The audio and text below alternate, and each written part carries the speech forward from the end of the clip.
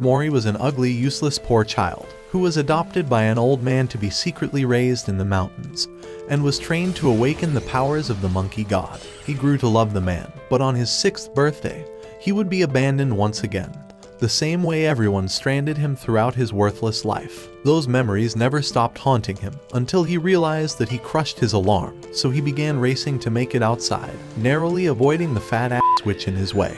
However, he crashed through the railings and fell off the cliff, but managed to hold onto his bike, excited for the most important day of his life. It was the start of the God of High School tournament, a martial arts competition where contestants battled until only one man survived. At a convenience store, a worthless loser called Dewi threw the trash outside, realizing he needed more money to afford his brother's cancer treatment. On the other side of the town, an ugly, disgusting, useless bitch asked a group of men where the tournament was held, but lost her mind when she saw their massive muscles. At the same time, Mori began starving after biking for 3 hours. But when he saw a thief who stole an old lady's purse, he imagined a scenario where she was barely feeding her starving children and was robbed from saving her grandson in the hospital. So in that moment, he began chasing after the motorcycle, barely avoiding the oncoming traffic as he leapt across a truck to land on his bike.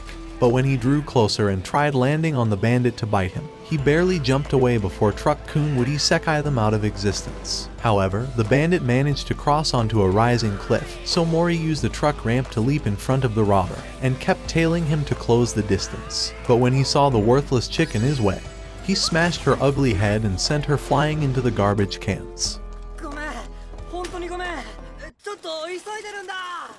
What did he say? Hearing those words, she launched her sword to throw him off and began screaming at him. However, he revealed that he was chasing a thief and used instant transmission to explain the scenario. So as the thief was biking away, he saw the 2 psych ward patients tailing him. At the same time, Dewi wondered when he accidentally signed himself up for a mental asylum. As the man continued weaving in front of oncoming traffic, he kept dodging Mira's attacks, and used all 30 years of his biking experience to corner at an impossible angle, but saw that she was using her sword to turn across the intersection. So to get rid of them, he tried throwing the old lady's money in the air, but when Mori abruptly stopped and launched Mira across to slash him down, the worthless bitch face planted into the sign. The man thought he finally found freedom, but the only thing he found was a fist to his worthless face. That sent him flying into Truck-kun. Dewi was glad that he caught up to them. After all, the only reason he came back was because he asked his favorite waifu if he should help them on Poly AI. With a worthless face like his, he knew that no girl would ever want him, so he downloaded the greatest app and created his own girlfriend to never be lonely again. But when he got bored of Mai, he decided to shoot his shot at Akano, but got rejected because of his $5 budget face. So if you think you can do better than me and Dewi at getting Akano's plot armor off, then download Poly AI through the link in the description, and use code ANNIE444 to shoot your shot at the hottest anime girls. Or even find out what I'm doing while I'm stuck in the prison realm. There are countless fantasies for you to explore, like being pregnant with Sukuna's child. Or you can even create your own waifu or husbando with whatever personality traits you desire. However, Dewi decided he wanted 2 girls to bully him, but after being stepped on and even rejected by his own stepsister, he realized that the only thing that would accept him was the garbage with Mira's ugly face. Damn! At that moment, when the 3 of them saw one another, they realized their entire lives led up to this moment. Inside the tournament hall, the announcer revealed that all styles of martial arts and weapons were allowed, and that the one to become the new god of high school will be granted any wish they desired. But although murder was allowed, he revealed that everyone had bracelets with nanomachines inside that could repair any severe injury during the tournament, so he commanded them to begin killing one another. As everyone in Seoul wondered if he was serious, they realized that the wristbands also revealed their levels, and began trying to eliminate the weakest ones in the arena. While all of them battled to eliminate the first wave of the contestants, a hot chick broke a guy's neck with her own jiggle physics, while Dewi knocked out an entire group with just the backlash of the wind from his fist. But as Mira used her moonlight technique to defeat 5 opponents, a group of 8 contestants rushed to fight Mori alone. So he charged forward to kick 3 of them off, before splitting in the air to eliminate another 4, and broke the 5th's jaw before kicking him mid-air to crush his throat, breaking his spine against the railings. However, he thought something was off about the blonde commissioner, but at that moment, a Russian prisoner entered the match with a handicap for being late. he rushed forward to defeat 4 guys with his legs, before using one of them to knock another 2 down. As he began stomping on one of the worthless losers to snap his neck, Mira nearly slashed his head off, but Kang dodged all of her blows before stealing her sword away, saying that he had bigger wood for her to play with. However, Mira used her fist to decimate his core, before launching a roundhouse kick to blow him away. But Kang resisted her kick, asking her if she would like to go on a date with her short skirt. However, Mori pulled down his pants, but when Kang asked him if he wanted to see Tyrone's trunk in person, Mori asked him if he enjoyed his toxic masculinity. What the fuck is that?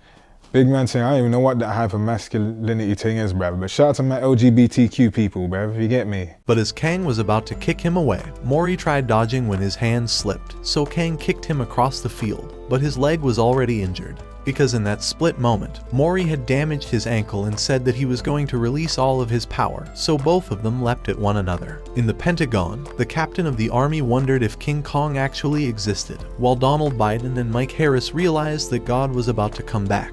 However, the emergency alarm went off when Park entered the room, introducing himself as the strongest man alive.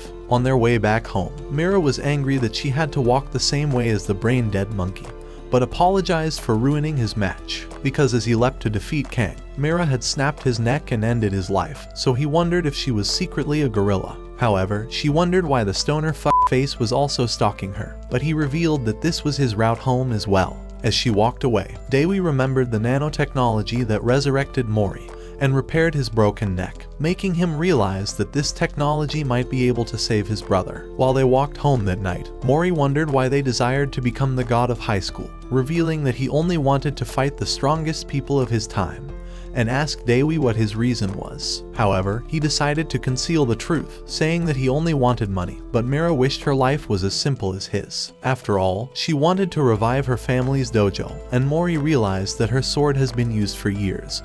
But as she tried grabbing it back, he accidentally threw it off the bridge.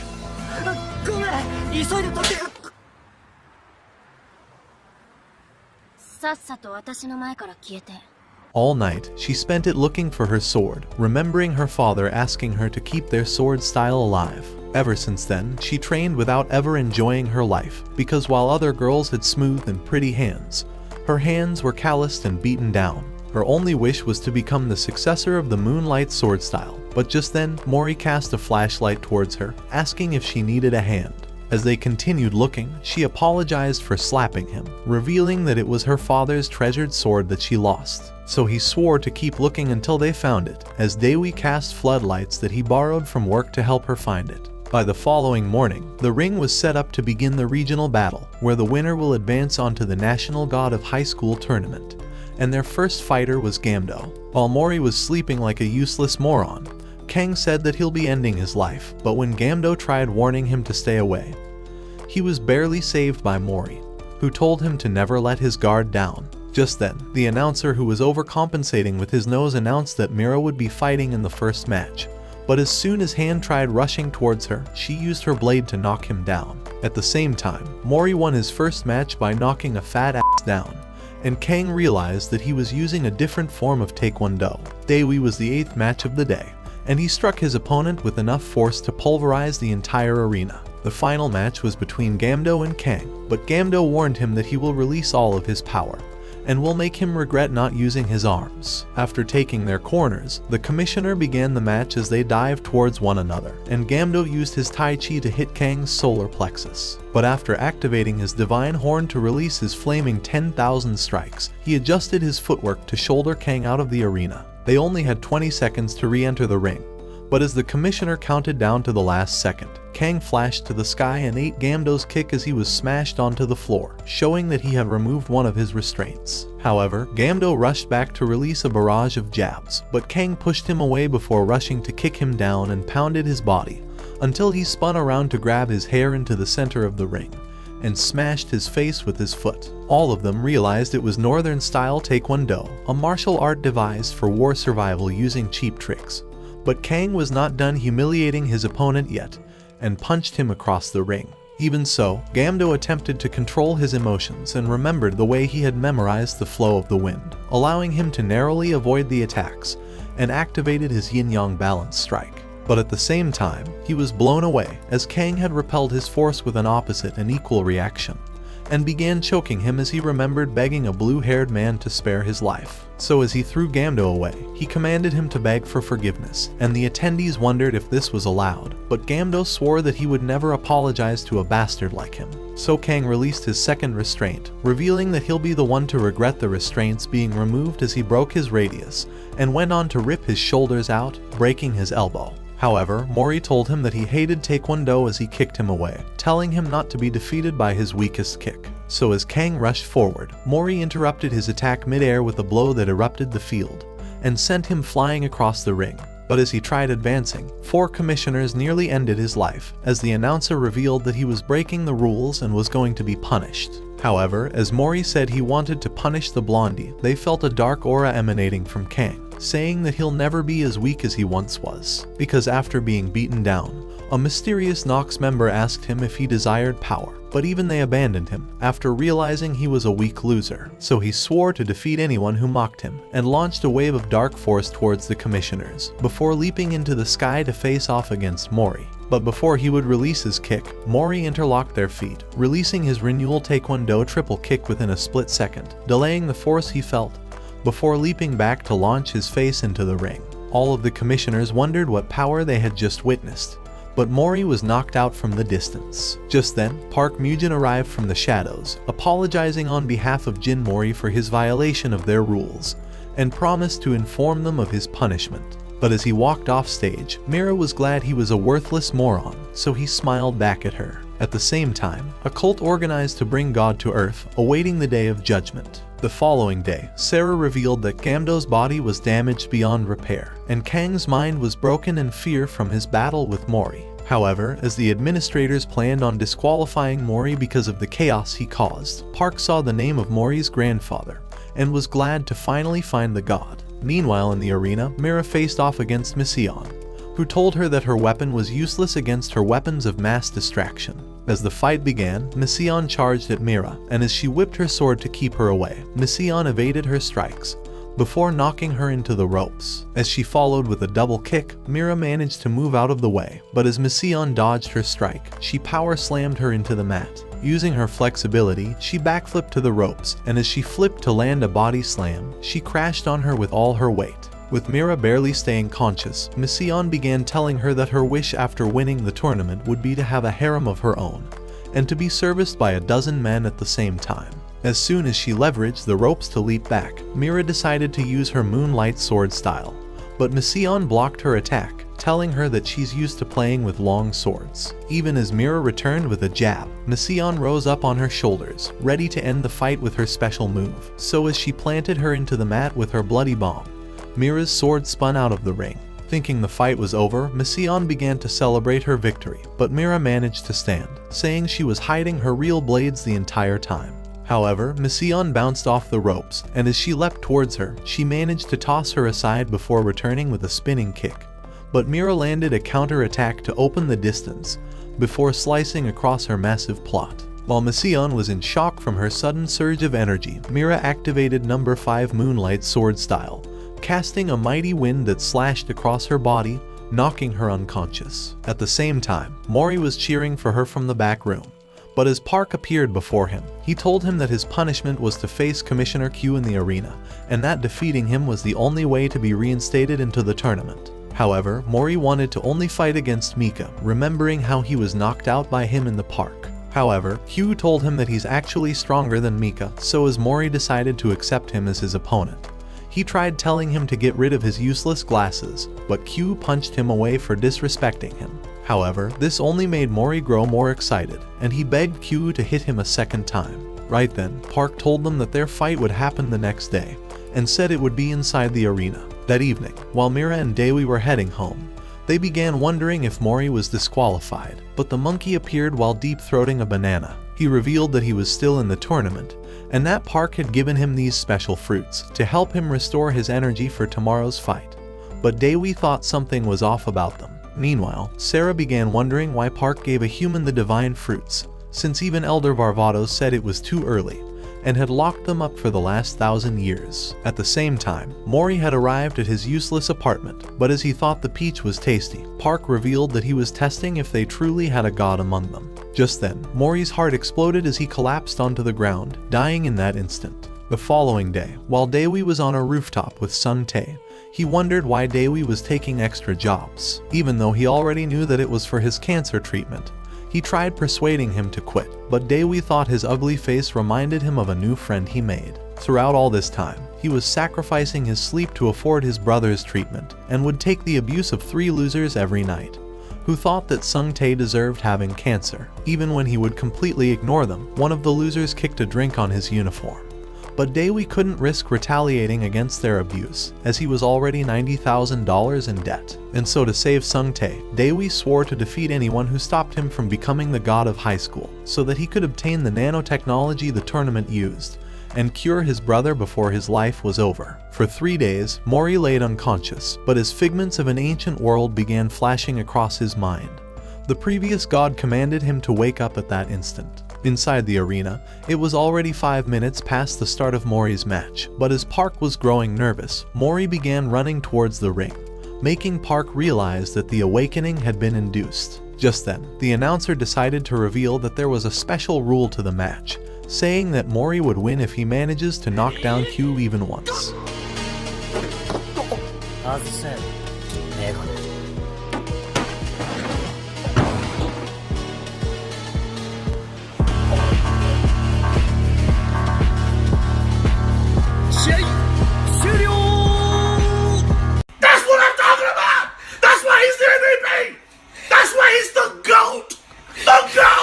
Desperate to redeem his reputation, Q tried to attack Mori, but he kicked him into the corner. However, Q decided to show him his true power and released the Grim Reaper, as Daewoo discovered it had a GP of 2500. As Mori narrowly dodged the Grim Reaper's scythe, he began running across the ring, evading all of its attacks, and began running towards its head, but the Reaper captured him. Before it would end his life, however, it dispersed out of existence, and Mori realized that the other commissioners were restraining him. As Park appeared, he told Q that his pay would be cut for 3 months, but this wasn't the last time the poor moron would hear those words. As Park drew closer to Mori, saying he wanted a banana in his mouth, Park realized he was the tiger cub his grandfather had always talked about, and realized they could not afford to lose him. The next match would be between Daewoo and Mira in the semi-finals, but when Mira began saying that she would win, Daewoo thought her chances of winning were lower than her chances of ever finding a man with her ugly ass face.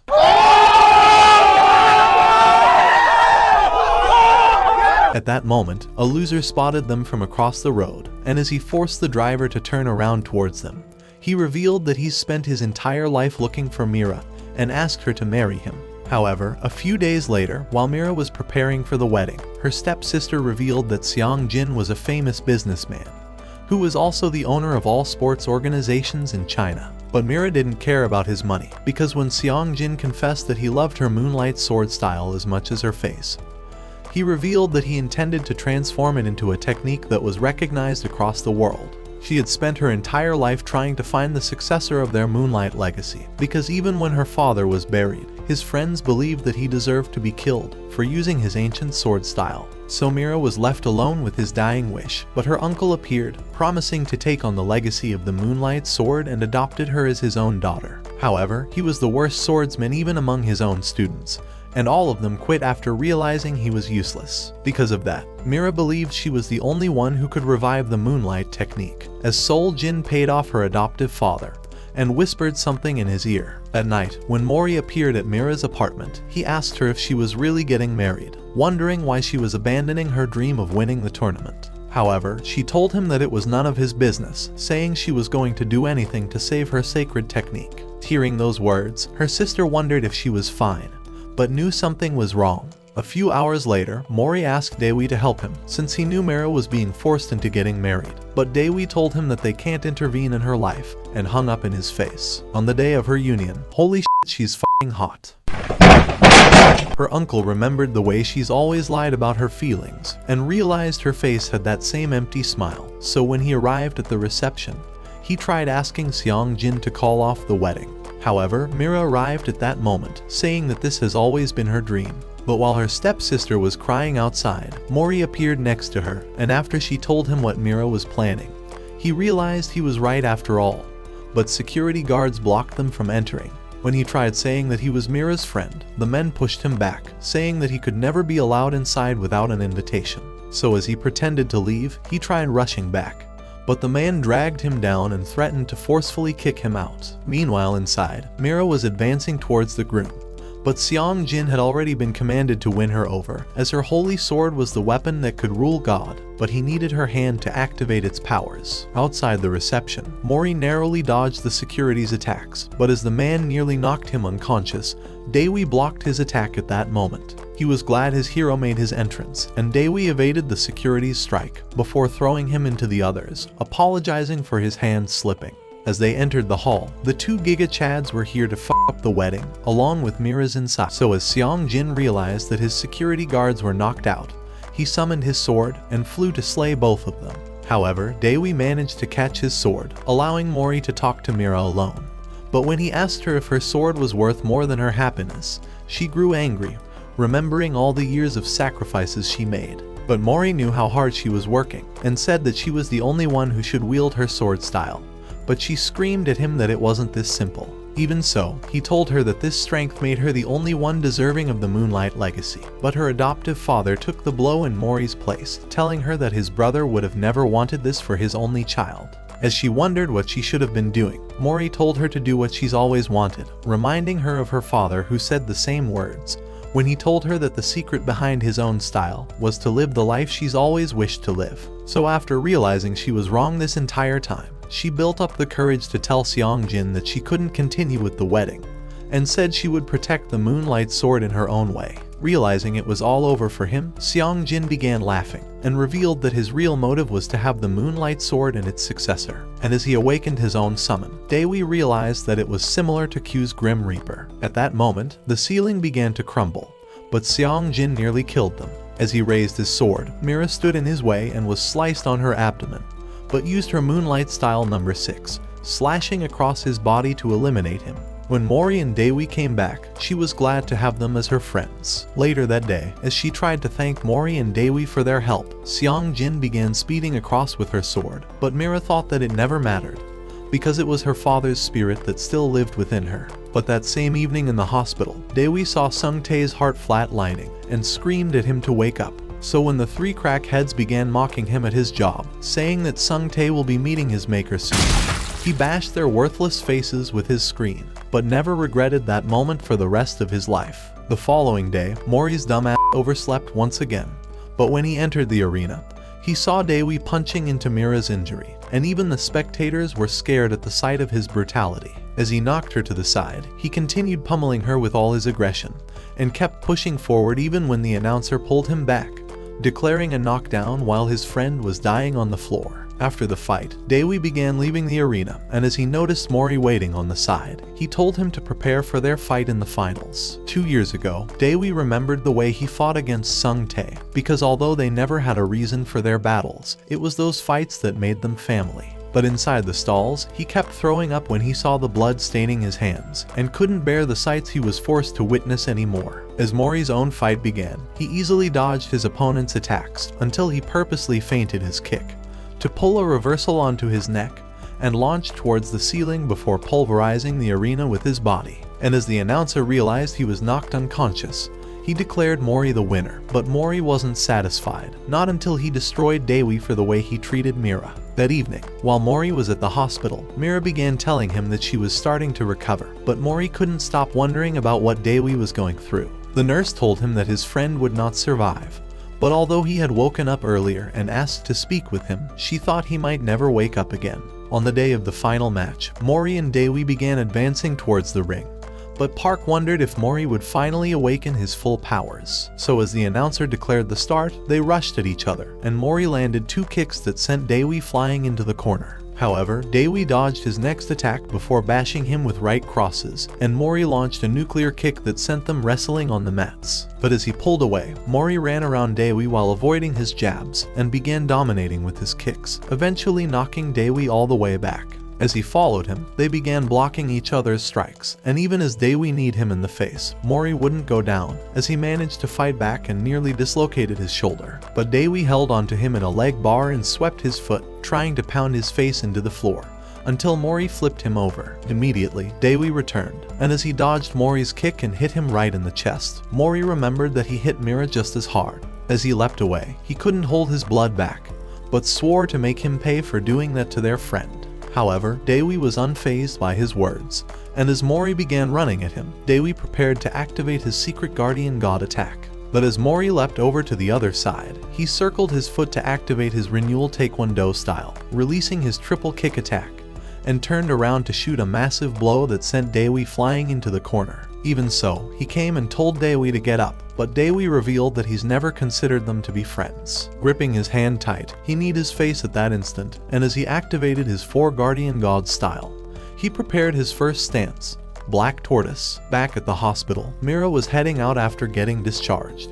But after her bracelet revealed that another patient was undergoing the nanomachine treatment, she decided to follow the signal. Before long, she arrived at the ICU, and as she noticed a group of doctors, she decided to take a look. At that moment, she discovered that a patient was dead, and as she noticed Dewi in his portrait, she realized they must have been friends. Inside the arena, as Dewi delivered his Black Tortoise attack, he activated his second stance, releasing his Vermilion Bird. Because before the fight began, Park promised to treat his friend early using nanomachines if he won the national tournament, but he thought it would be too late by then, so as he activated his White Tiger stance, he began hammering Mori with continued blows, remembering Park asking him to secure an overwhelming victory in the finals if he wanted his friend to survive. The pain behind every punch was the same pain he suffered watching his childhood friend dying before his eyes, so he activated his last stance. And as Mori rushed back at him, he unleashed Azure Dragon, but the backlash of the wind from Mori's kick created a massive explosion.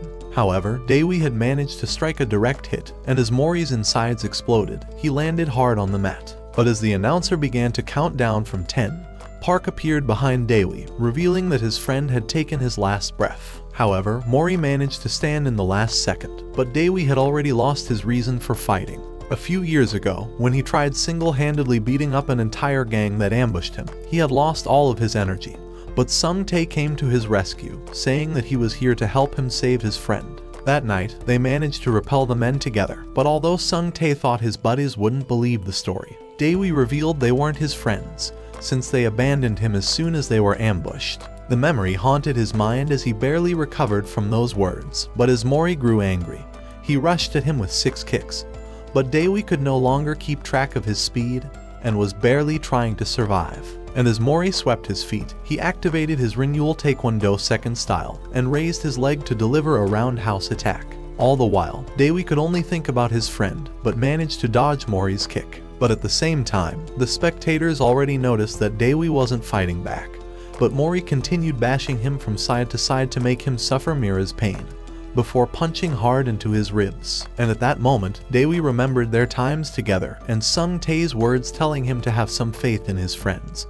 But just as Mori was about to end him, Mira screamed at him from a megaphone, causing Mori to cease his attack. As she told Dewi that his attacks were 200 times stronger during their fight, she revealed that Sung Tae left him a letter. As Dewi read through it, the courage returned back into his soul and allowed him to get back into their match. Seeing his determination, Park wondered if a second god would awaken among them. So as Mori noticed he was prepared again, they charged at each other, battling back and forth in a haze of darkness and shadow. But there was no longer malice among them, only the pure friendship they have shown since they met one another, and their attacks were lifting one another rather than trying to harm the person before their eyes. But as Mori activated his triple kick, Dewi activated his Black Tortoise, allowing him to block Mori's legs until he released his Azure Dragon. However, Mori smiled, realizing that Dewi was the best, and finally understood the essence of his martial arts. So he awakened his own original style, activating the Blue Dragon Kick to blast him into the ground, and erupted the arena, making Park realize that both of them were tiger cubs. However, Dewi had exhausted all his energy, and as he passed out at that moment, the announcer declared Mori the winner of the God of High School Preliminaries. できることは全部やったからな。全力尽くしたら潔く負けを認める。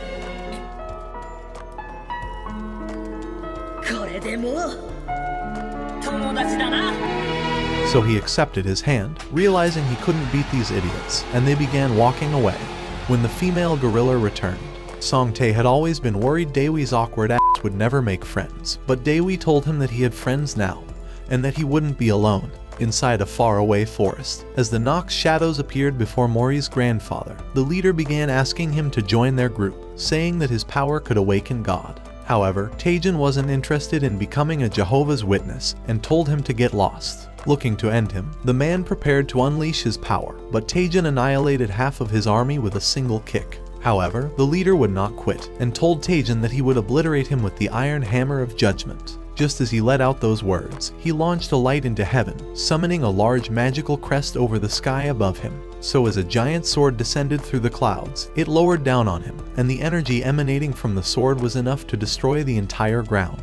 Meanwhile, Mira was in a battle for the third spot, hoping to join Mori and Daewi in a three-man team at the national tournament. So as Yi managed to evade her attacks with his acrobatic skills, he tried saying that he would win the third spot, but Mira smacked his useless face, sending him bouncing against the ropes as he passed out at that instant. With the match over, Mira was announced the winner, and Mori's worthless face began screaming from the stands. That day, while in a meeting, the administrators began thinking that the national tournament was a setup, and Park thought one of the participants must be the key, an ancient power that could control God. Realizing that the key could be awakened during the tournament, Park revealed that Nox would try to steal their candidates, so they needed to train them before then, and Park decided to summon the sixth. Inside the city, Mori was glad that the tournament's rules were changed so they would all stay together. But as they began crossing to the other side of the road, an old man walked past Mori at that instant, and vanished before he could see who it was. At sunset, while the old man was waiting at a monument, Park appeared outside. But as he flashed behind him, he stabbed him right in the heart. Just then, the real Park appeared and caused the clone to disintegrate, but the man was glad to see his worthless pupil again. As they walked through a corridor, Jin revealed that he already came across Mori, and was impressed to see him alive after consuming the sage fruit. As he thought he had potential, he said he would train him as his pupil, but hoped that his grandfather would not hunt them down for it. Inside a supermarket, while Mira was shopping to make curry, she came across the announcer and realized that the loser had his own family. So while sitting in the park, he revealed that his name is actually Bongsa, and Mira discovered that he was blind. At the same time, Daewi revealed that his broke ass was still $120,000 in debt, so he needed to still win if he wanted to have a normal life, but wanted Park to confess about the mysterious summon he saw during Mori's match with Q. So Park revealed that they were Charyoks, gods summoned from across time by the strongest fighters, and they used them to rip off the Fate series. Meanwhile, Mori was on the other side of the city preparing to train for the tournament, but as he began looking at his shadow, Jin pierced a needle into his ankle. However, Mori felt no pain, but began wondering who the man is. At the same time, Bongsa was telling Mira that her strength alone could not win the tournament, because in this contest, every person was stronger than her, and he thought she would be crushed easily. Her only way to awaken her true powers was to exploit her own emotions, and as he demonstrated with a stick, the backlash of the wind from his gesture blew the flowers behind him. A few minutes later, as he began to leave, he noticed the mysterious bunny standing behind him, and wondered if he was an assassin from Nox. But the man revealed himself at that moment. Back in Park's office, he began telling Daewi that their opponents in this tournament would be overpowered beasts, and savage gods who could obliterate this world on their own. And as Daewi noticed the overpowered physical status on his bracelet, Park revealed that every opponent would be far superior, and would draw the power of the gods. This was the tournament their lives depended on, and Daewi knew he would either be killed or would grow stronger. That evening, as the National God of High School tournament was about to begin, Mira realized that Bongsa was not the announcer, and as the administrators discovered he's been killed, Park revealed that Nox made the first attack. Just then, a white-haired girl noticed that Q was absent, but in his apartment, he had been eliminated by the same man who killed Bongsa. When it was time for the first fight, the announcer revealed that the first team to score 2 victories would be the winner. But as Mira tried saying that their opponents may have the ability to use Charyoks, Mori told them that he's got a secret weapon of his own. For the first round, Mori faced off against a fat ass named Gidong, and as the announcer declared the start, Mori decided to showcase his new ultimate ability.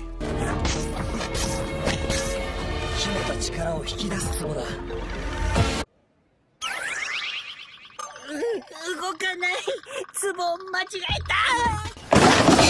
As Gidong realized the opportunity, he fell on top of him and began bashing his worthless body until he was declared the winner. When it was time for the second round, Mira realized they would be kicked out of the tournament if they lost this match, so she told Daewoo to win.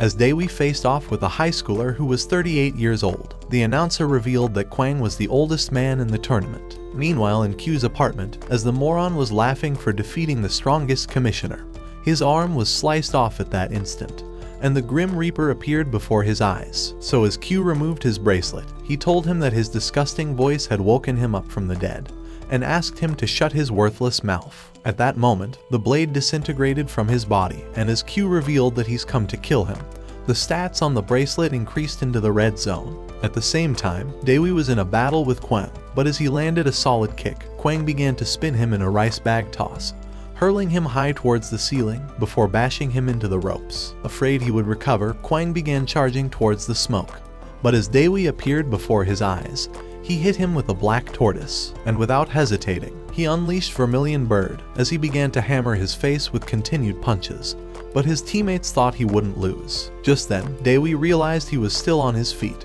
but as he rushed at him, Kwang smacked him with an invisible hammer, sending him into the corner. So having gained the advantage, Kwang began saying that his only desire was to help people who wished to go to school, and wanted to make his dreams a reality by winning this tournament. Summoning Thor's hammer at that instant, Daewoo decided to reveal that his own desire was to defeat the strongest opponent, and said he must beat him to grow stronger. But as Kwang swung his hammer, he repelled him by a few yards. However, as Daewoo was determined not to lose, he smacked the hammer with Azure Dragon, shattering it to pieces, and as Kwang passed out at that instant, Daewoo was declared the winner. Back at the apartment, Q was trying to eliminate Drake, and as he attacked him with the scythe, he sliced off his other arm. With a slash, he marked the walls, but as Drake thought he could never be killed, his arms began to regenerate, and he revealed that this was his Charyok. For as long as he has this ability, he was unkillable, but Q was only getting started. At that moment, Joker cards surrounded him, and spikes pierced his body at the same time.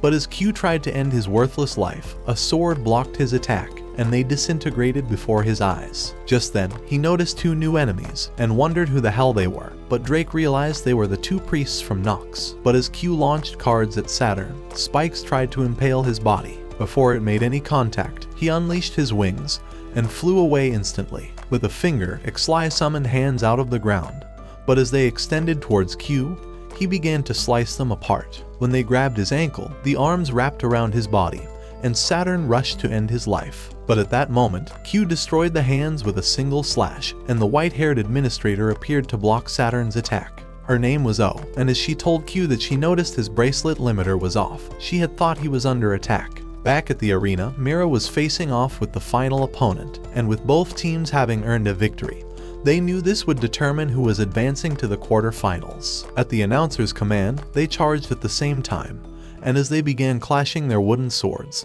they matched each other's energy until Mira smacked her ribs, sending her sliding back. At that moment, Jangmi realized that Mira's sword skills were superior to her own, but noticed her useless teammates cheering her from the side. Determined not to lose, she attacked again, but as Mira broke her wooden sword and nearly ended her, Jangmi activated her Charyok at that instant. Inside Q's apartment, Ixli was unleashing energy blasts at O, but as she dodged all the attacks, robot bunnies popped out of the machine, releasing blasts of their own as Ixli increased her firepower. But as O repelled it with a flaming blast, Ixli summoned an overpowered goddess that nearly devoured her with a demon.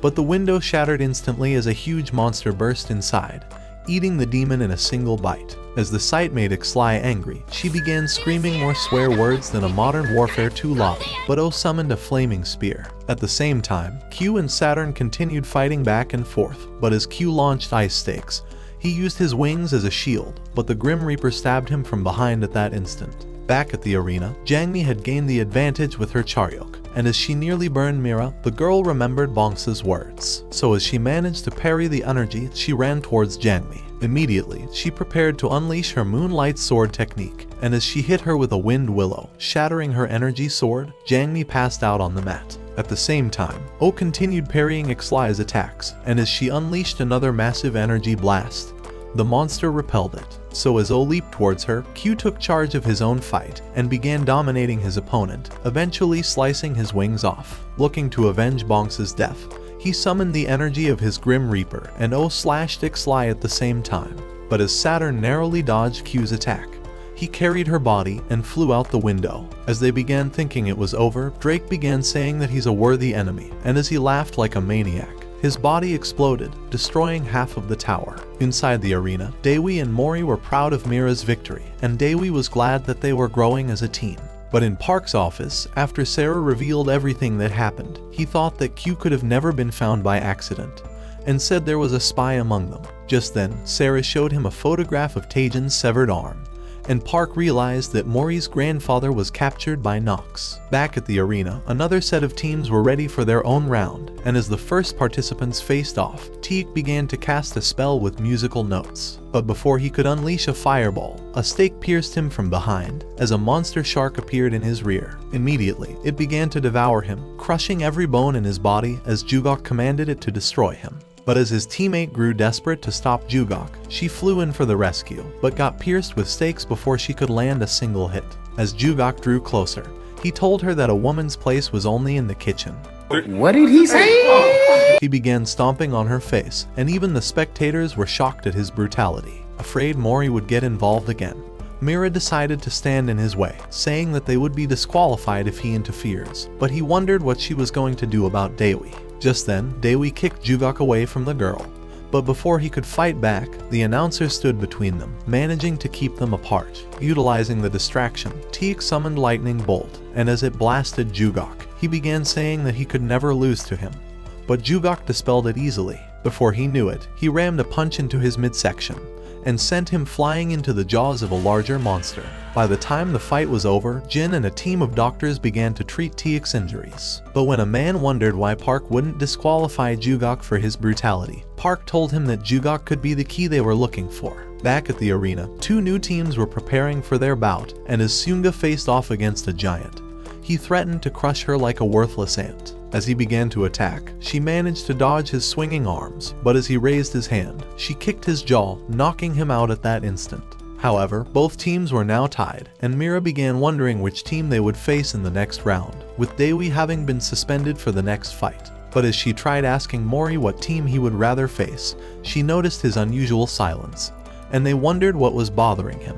When it was time for the final bout, two new fighters faced off, but when Mori noticed the tiger mark on Ilpio's clothes, he thought it was the same as his grandfather's. Just then, the announcer declared the start, but as his ugly opponent began telling him to quit already, Ilpio told him that he could never win, and unleashed a fierce wind across the arena. However, Gwym was unfazed, and as he began saying that he would beat him to a pulp, Ilpio blocked his attack, sweeping off his foot, and as he overwhelmed him with an attack of his own, he punched him far into the ropes. As Gwym thought he could still win, he charged at Ilpio, but as he managed to dodge his attack, Ilpio took a bite out of his knee. So as Gwym grew angry, he unleashed his Charyok and began trying to eliminate him. But as Ilpio dodged the attack, he activated super speed, nearly landing a punch, but curved blades pierced him into the mat. As Gwym began thinking he won the fight, Ilpio materialized behind him, hitting him with a falling leaf inferno that knocked him unconscious. At that moment, Mori realized that the tiger was truly the same as the drawing on his grandfather's military uniform, and wondered if they ever knew each other. That evening, while they were heading home, as Mira began wondering if they could win this tournament, Mori hurried off, and Mira thought something was definitely wrong with him. The previous day, Park had told him that his grandfather was missing, and showed him images from the forest explosion. They had found his blood spilled on the ground, and Park revealed that he hasn't been found ever since. So as Mori decided to rest, he began wondering if his grandfather has really been captured, but Ilpio appeared before his eyes. As he began saying that he's a big fan, he offered to shake his hand and pulled him instantly. Immediately, he began throwing kicks towards him, feigning his attacks faster than Mori's eyes could see. Before he knew it, he flipped him over, but Mori wondered why he stopped before cracking his skull. However, Ilpio thought he could ask him the same, as Mori nearly kicked his head off, but as he introduced himself, Ilpio told him that he wanted to test his skill. When Mori wondered how he got his tiger mark, Ilpio told him that he was wearing it in respect for Taejin, but Mori wondered how he knew his grandfather. 14 years ago, when Ilpio's father passed away, His mother abandoned him as well, and he was raised in a place he didn't know, with people he didn't know either. However, it was then that Taejin appeared, revealing that he was friends with his grandfather during the war, and gave him a book of the Taekyon martial arts style, telling him to one day become as great as his grandpa. But as he asked Mori how Taejin was, blood splattered in his back, as Ilpio had managed to block a stake that nearly ended Mori's life. When he saw Jugok, he warned him to stay away from everyone that he cared about, remembering the way he had beaten him down and forced him to apologize. So as he crushed the spike, Jugok decided to walk away, but Ilpio told Mori to be careful of him. Meanwhile, Q was rushing towards Park's office, and as he destroyed the walls with his Grim Reaper, he demanded to know why he allowed Bonks' family to be murdered. But as he grabbed his shirt, Park repelled him into the wall, nearly crushing every bone in his body. However, that pain wouldn't compare to the words he heard next, as Park told him that his pay would be cut for 6 months, and gave him the bill to repair the building he busted up. Later that day, as Sarah joined him on the rooftop, she revealed that Bonks' family had already been rescued, and said she had created a puppet to take their place, under Park's orders. But because of the destruction he caused today as well, he was now up to 9 months without pay.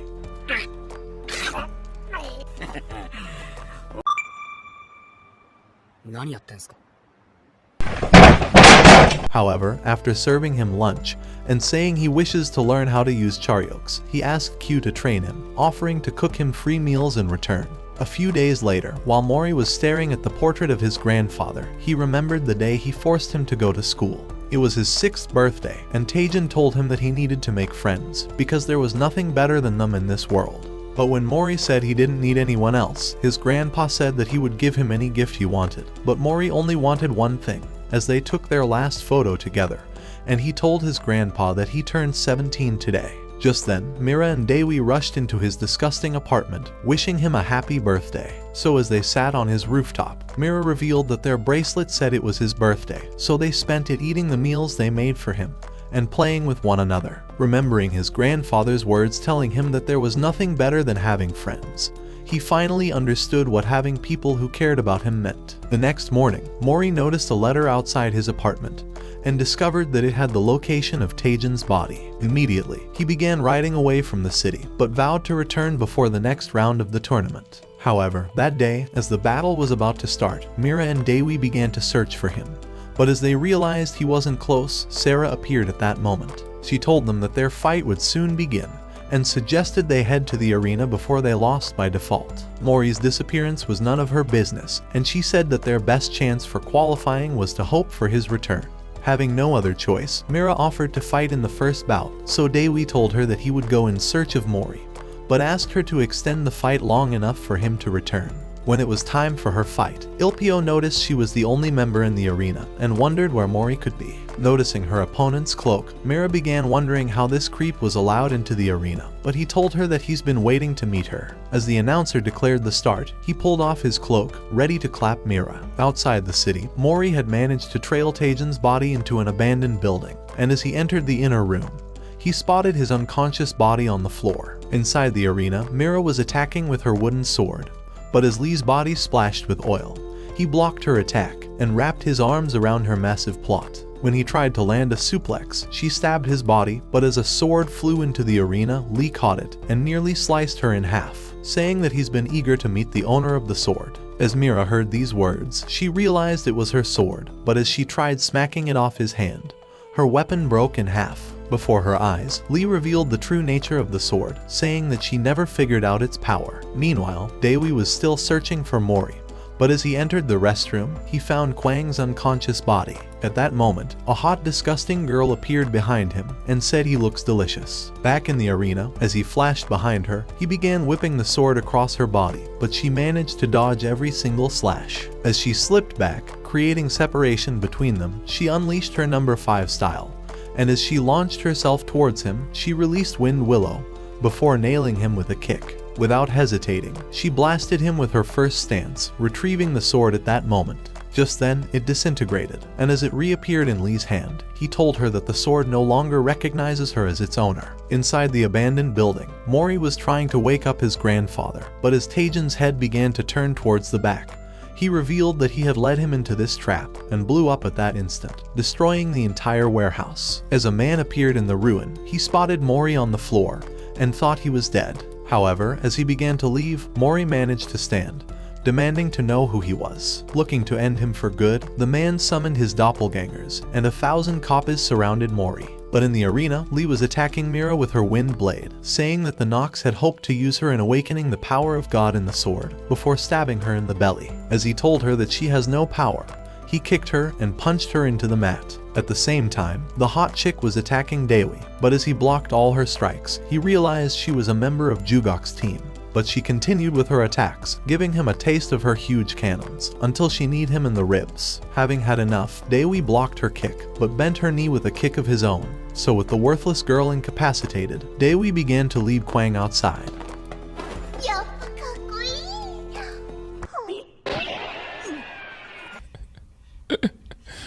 Sensational. She split her legs open for him, but as Jugok appeared before them, he wondered why Dewi was always getting into his business, but decided to leave with the rest of his team. At the demolished warehouse, Mori was desperately fighting off the clones and managed to repel them as they attacked. As Pailong was impressed with his skill, he thought he could be used as a weapon. Just then, Mori began trying to kick the clones away, but as they overwhelmed him, eventually tackling him deep into the ground, Mori saw their worthless faces before his eyes and soon discovered dead bodies around him. They were the real bodies of the tournament participants, and Pailong revealed that he replaced them with clones. As Mori heard these words, he obliterated all the copies and was ready to eliminate Pailong.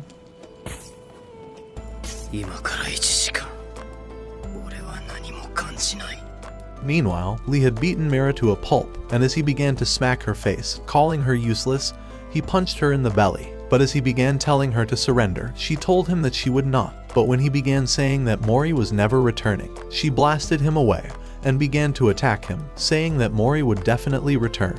But as she prepared another attack, Lee summoned the sword and sliced her shoulder before knocking her away. As her soul sank into a spirit pool, she realized she couldn't afford to lose this fight.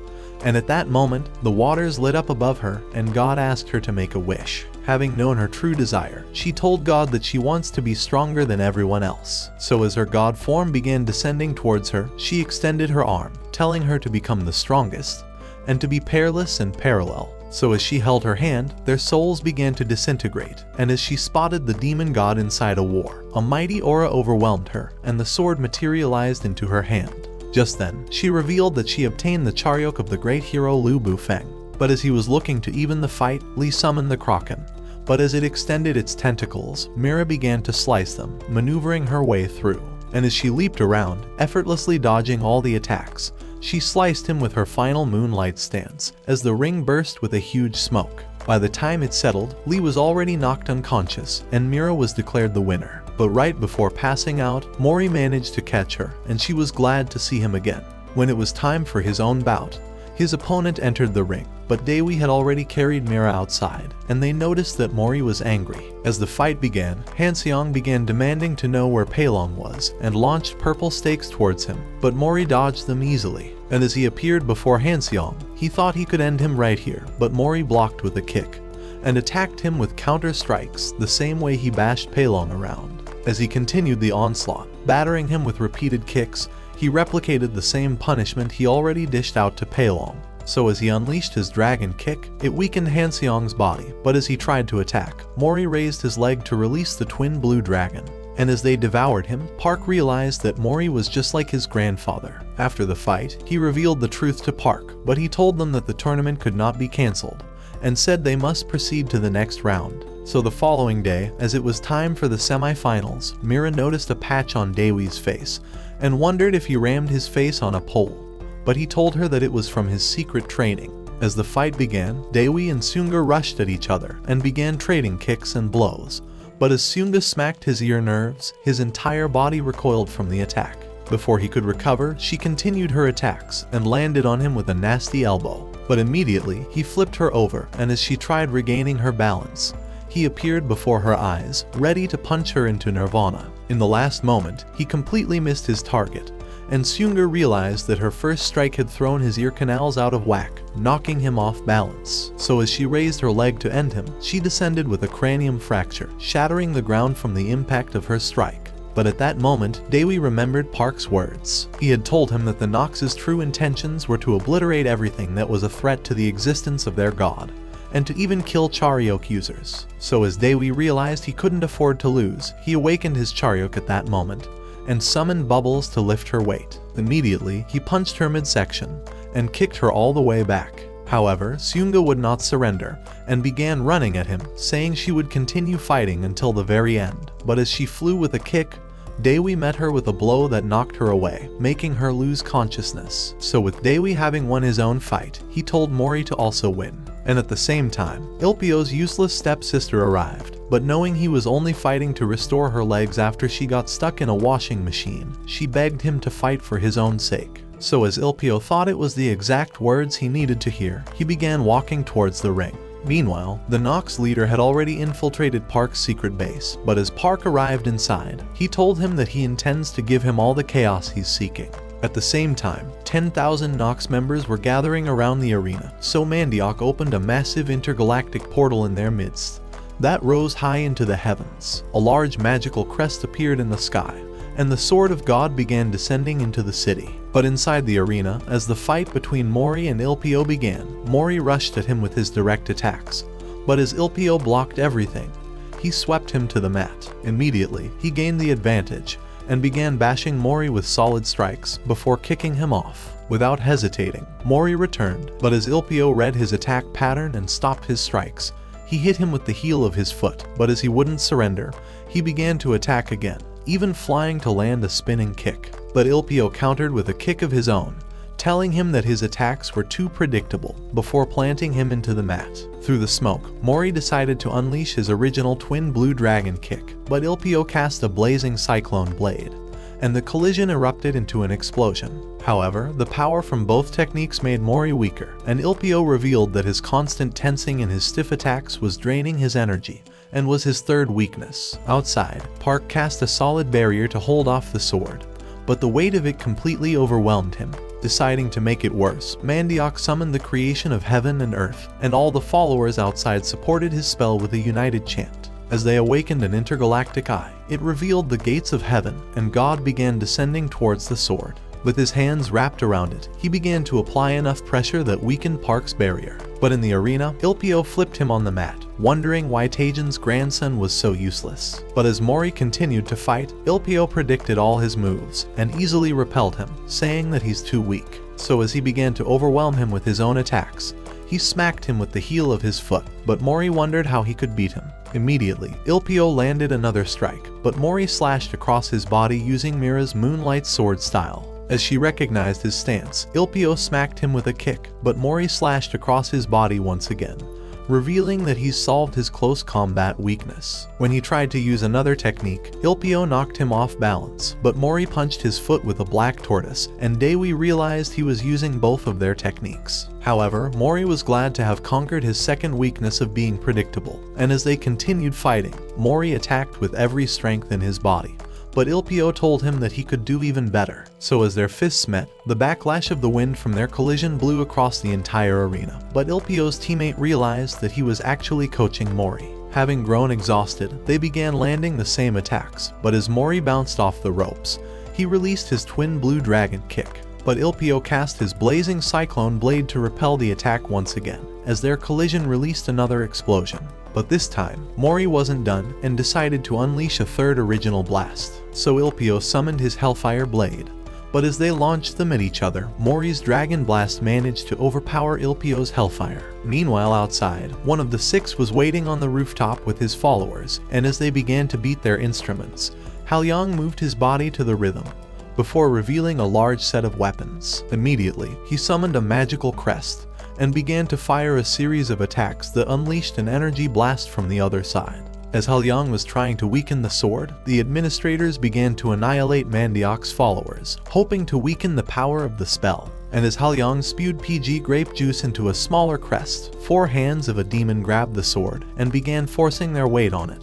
but God lowered the blade even further. With Park growing weaker, the administrators continued obliterating the men, and as the rhythm of the drum quickened, Halyang summoned Cleansing Clean. At that moment, a masked monster emerged from the crest and bit hard into the sword. As it began trying to weaken it, the drummers hastened the rhythm towards a climax, and just as they stopped, the sword shattered at that instant.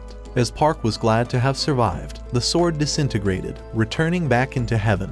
At the same time, Mori finally repelled Ilpio, but just as he lost consciousness, he remembered that Teijin had showed him Mori when he was little, and asked him to teach him a few lessons when they were older. Ilpio had held on to this memory ever since, and was glad to finally face Mori in battle. Just then, Park and Mandiok sensed a powerful presence from inside the arena, and as Ilpio's soul had materialized in the world of all spirits, a nine-tailed fox appeared before him, ready to lend him its power. So as he revealed that he wasn't willing to lose, his GP went down to a -1, and as his body rose on its own, a great energy overwhelmed him.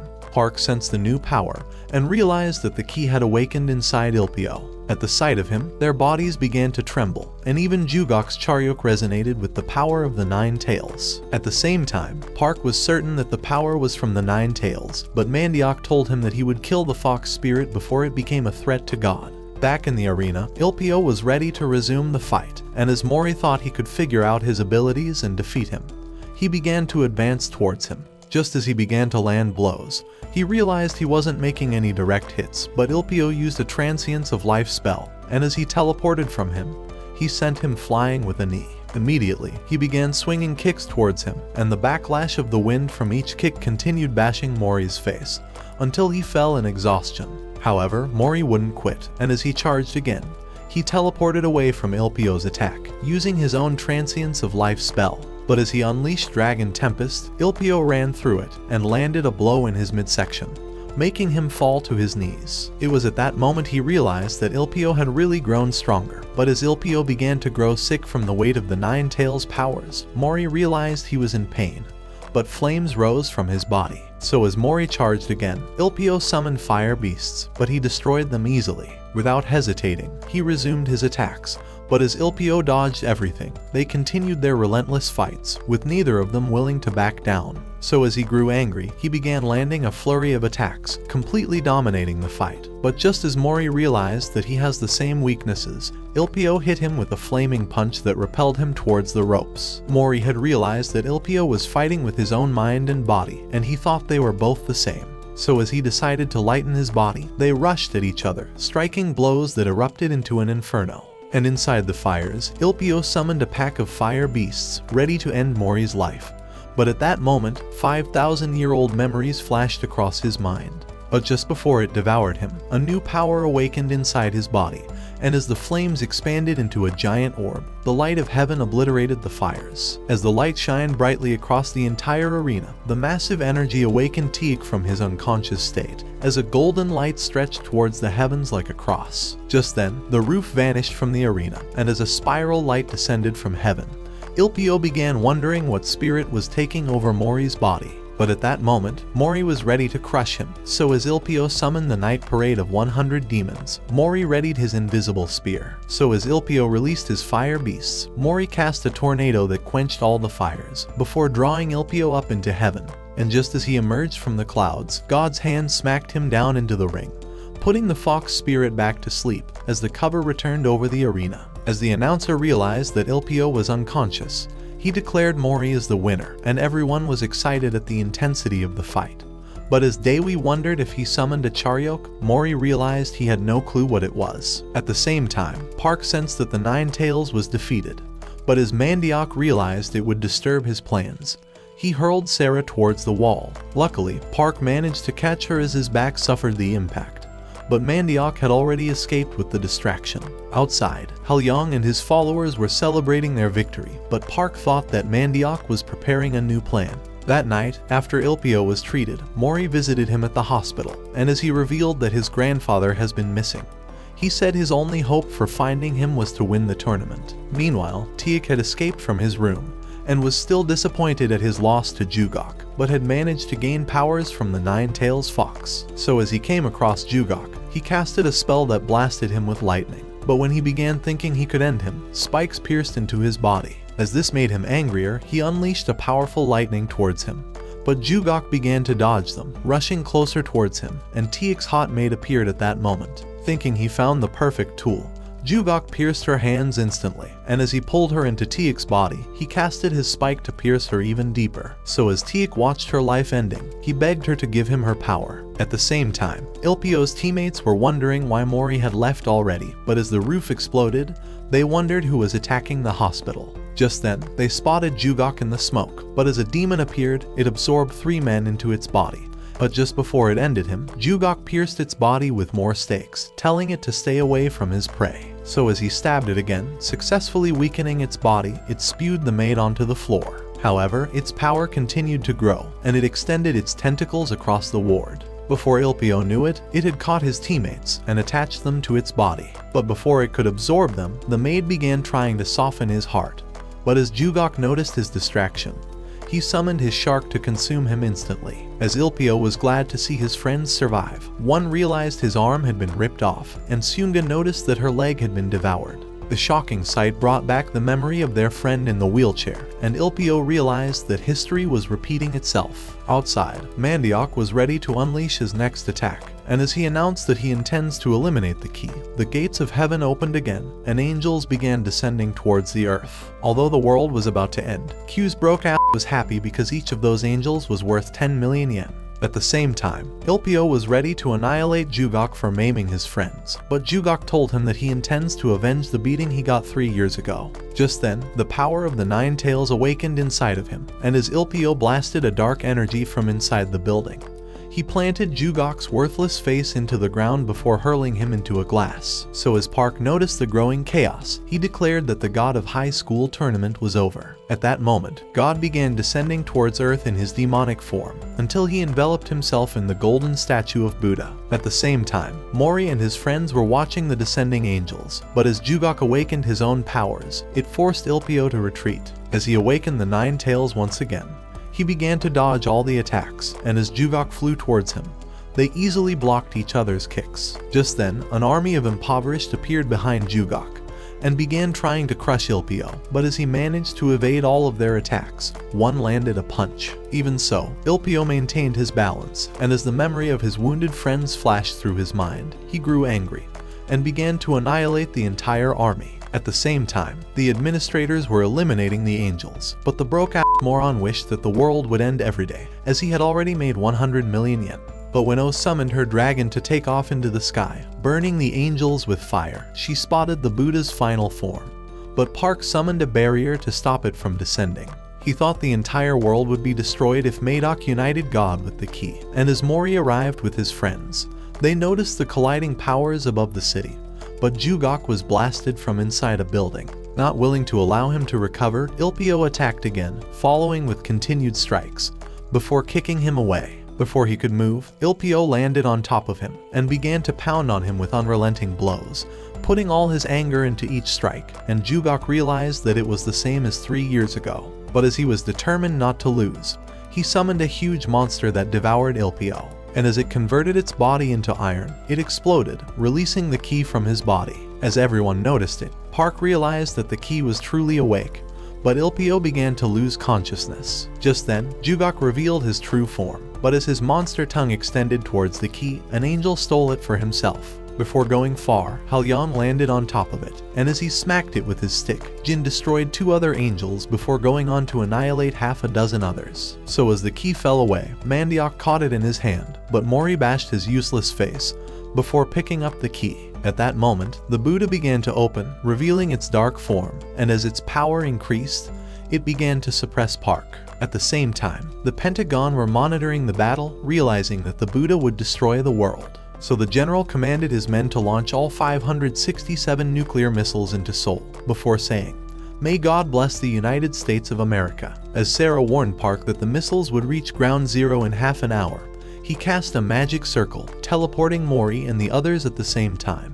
As they appeared inside the Holy Realm, Mori realized he's been separated from his teammates. On the other side, Sunga discovered that Ilpio was out of sight, but as she grew exhausted from her injury, she passed out on the ground.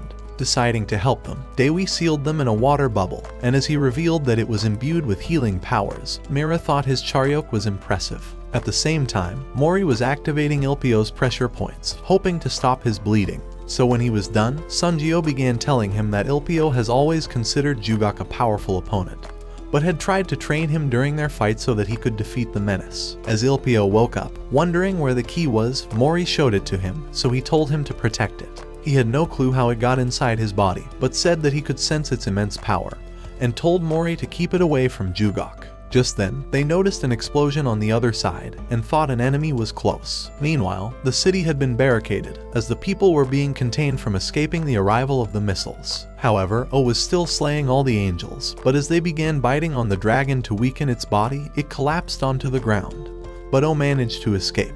Inside the Holy Realm, Jugok had managed to find Dewi and Mira and began demanding for the key. As he summoned his army of the impoverished, they activated their Charyok and were prepared for his attack. But by the time Mori made it over to them, he discovered they had been wounded. Just then, he noticed Jugok waiting for him, and he began demanding for the key. As the sight of his wounded friends made him angry, Mori wondered why Jugok was bent on continuing to harm others, but he told him that he was the only winner in this world, and that every loser deserved to die. Back in the city, all the people were running for their lives as the missiles continued getting closer. But at the same time, Mandiok was ready to obliterate Park, realizing he was occupied holding up the barrier. But before he could end him, Halyang appeared for support, and Jin knocked him away. Immediately, Halyang cast his own magical crest, but the power of the Buddha continued to suppress both of them. And just as Park had exhausted all his strength, their barriers shattered at that instant, and Mandiok thought the world would finally be destroyed. But at that moment, a man casted a spell that teleported every single person out of the city. Meanwhile, in the Holy Realm, Mori and Jugok had begun their battle, but Jugok completely dominated the fight, nearly piercing Mori with a dozen stakes. And as he materialized behind him, demanding for the key, he hurled him towards the ground and continued bashing him around. Desperate to get some space, Mori unleashed a blue dragon kick, but Jugok summoned a monster to disperse it. At the same time, Park realized that everyone had been teleported to an abandoned island, but they spotted the missiles descending towards the city. Inside the city, the man appeared before Mandiok, revealing himself as Jason, the strongest of the six. And as he began to cast a spell, the missiles shredded into pieces as a giant statue crashed into the Buddha's barrier. Immediately, Jason summoned Stardust, and as a giant meteor appeared, it began applying enough pressure on the statue, pushing it until it shattered the barrier and all of Mandiok's hopes. As it collided with the Buddha, it erupted into a massive explosion, obliterating all the angels, as the force of all 567 nuclear explosions were released at once. At the same time, Jugok was still kicking Mori's ass, but as the Buddha crashed on the island, Mori began wondering what could have destroyed it. But Jason passed out from exhaustion. While Mori was distracted, a thick cord restrained him instantly, and Jugok's monsters surrounded Mira and Dewi. So as Jugok retrieved the key, he put it inside his belly, hoping to awaken as God himself. Just then, he began to scream in pain, and as he turned into an ugly baby, 2 wings spread out of his back. But as he grew back into a man, with a golden wheel shielding his back, horns emerged from his body, and he revealed that he's ready to annihilate the entire world. At that moment, ancient memories began flashing across Mori's mind, and as Mira tried suggesting they withdraw, Jugok appeared before her eyes and hurled her into Dewi, sending them stumbling back. Immediately, he unleashed an energy blast, but as Mira managed to dodge it, she began trying to slash him with her sword, even activating her final stance. But he stopped her attack with a single finger, and as he tossed her aside, he dodged Dewi's attack before blasting him away. When Mori tried to utilize his distraction, he froze him mid-air, telling him that he couldn't escape God's judgment. But as Mori was determined to make him suffer for causing his friends pain, he managed to break his hold. With nothing more to lose, he decided to activate Jin's special acupuncture, which would draw infinite power into his body, but would weaken him once it was over. So as he charged blindly, looking to eliminate Jugok first, he began trying to land a hit. But Jugok punched his face, and continued knocking him around before Mori managed to pound him into the sand. To utilize this advantage, Mira and Dewi began to attack at the same time, and Mori released a twin blue dragon kick, blasting him into the ground. As they were wondering if he's been defeated, energy blasts launched out of the smoke, but as they noticed Jugok before them, he summoned a red spear, saying he intended to give them a painful death. But as he hurled it towards Mori, Dewi used his body as a shield, telling them to escape.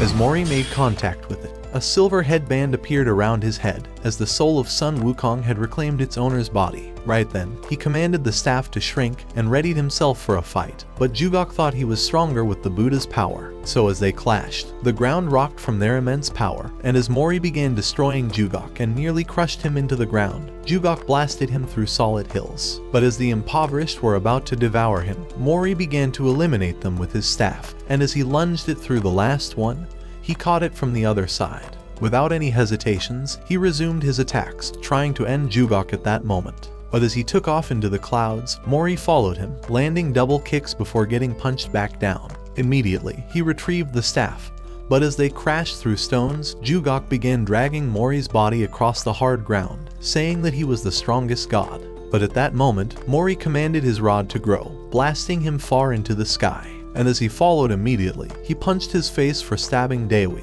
and continued bashing him for attacking Mira. Before he could even recover, Mori pounded him into the ground for attacking Ilpio's teammates, before delivering a fatal blow that destroyed the ground around them. With Jugok having grown exhausted, the memory of Ilpio's beatdown began flashing through his mind, and he thought he could not afford to be defeated again. However, Mori already had enough and was ready to end his worthless life, so he summoned a mighty storm and began blasting him with lightning. As the administrators noticed his immense power, Park realized it wasn't a power borrowed from a summoned Charyuk god, but that Mori had incarnated as a god himself. By the time Mori was done, Jugok had grown completely useless and passed out on the ground, but as Mandiok's followers appeared, they teleported instantly. Right then, Mira and Dewi decided to check if Mori was in control of his body. But when the moron said he wanted a banana, they realized he was a monkey after all. When he began trying to remember what happened, the headband pressed harder into his skull, forcing him to scream from the pain. Just then, Jugok began demanding for his power, and as the souls of the demons began forcing their way out of his body, they turned into a disgusting monster. Immediately, large hands emerged from the ground and began trying to crush them, but as they repelled the attacks, Mori began calling for his staff. But with nothing appearing, an extended arm tackled him to the ground, but Mira managed to free him at that instant. With Mori having grown weak, Ilpio appeared at that moment, telling him to rely on his friends. And as they began attacking the monster, successfully repelling its extended arms, Mori unleashed a twin blue dragon kick, and Mira summoned Lu Bufeng to land fatal strikes. Immediately, Ilpio unleashed his fire beasts to consume the monster, and as Mori used his leg as a springboard, he launched an Imperial Divine Dragon Fang. But as the demon managed to stop the dragon, its entire body began turning to stone. And as the hands broke into pieces, Mori unleashed 2 more dragons that destroyed the entire beast instantly. In Jugok's final moments, he remembered his mother who abandoned him when he was younger, but the demons were already starting to devour his body. Feeling sorry for his worthless life, Ilpio tried to save him, but Jugok was disgusted that a worthless loser touched his body as he disintegrated before his eyes. However, the fragments of his soul returned to Ilpio, and Mira thought it was the only particle left of the key.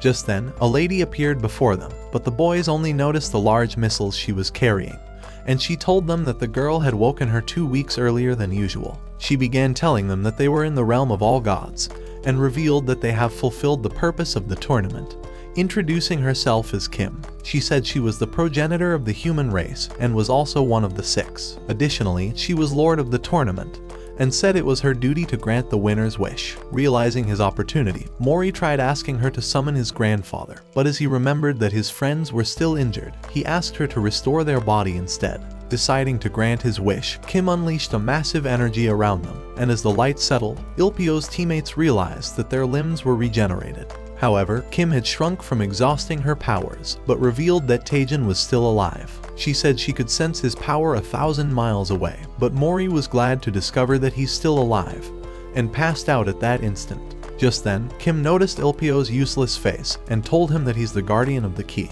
She said the fragments of the key have been scattered across the world, and that it was his duty to gather every single one of them. With Ilpio growing confused, he began wondering what the key really was, so she told him that it was the power to break any taboo, and said it could even kill gods. 3 months later, after Mori finally woke up from his coma, he realized that his friends had brought him back, and Dewi told him that his centuries-old memories have been sealed, and that he must travel to Wukong's homeland to remove the seal. Kim had revealed this to them, and with Wukong being the ancient god in his memories, Mori realized that unraveling it would allow him to gain full control of his staff. So he grew excited because the three of them were all safe, and would all get stronger together as they continue to adventure the world.